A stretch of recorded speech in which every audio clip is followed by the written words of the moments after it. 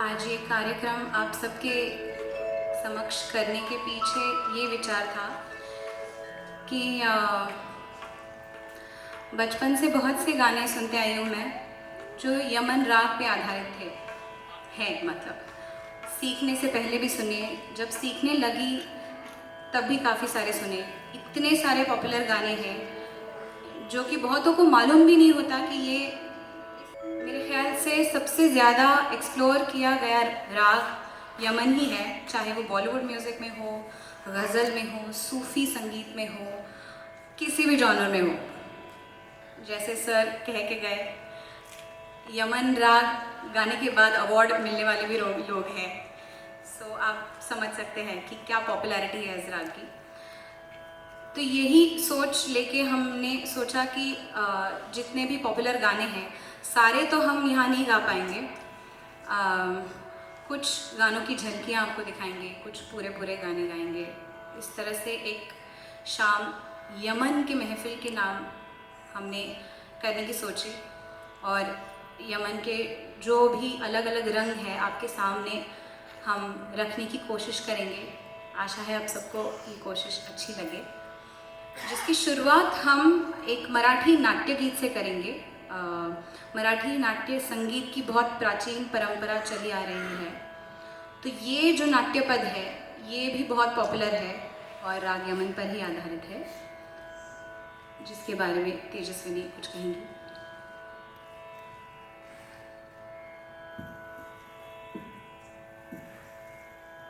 देवा घरचे न्यात कोणाला, देवा घरचे न्यात कोणाला, कोणता रस्ता ठाऊक कोणाला.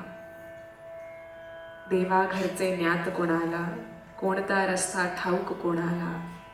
ऊन सावलीचा खेळ हा, ऊन सावलीचा खेळ हा, तुझ्याच सावलीत शोध मला असे तो म्हणाला. तुझ्याच सावलीत शोध असे मला तो म्हणाला.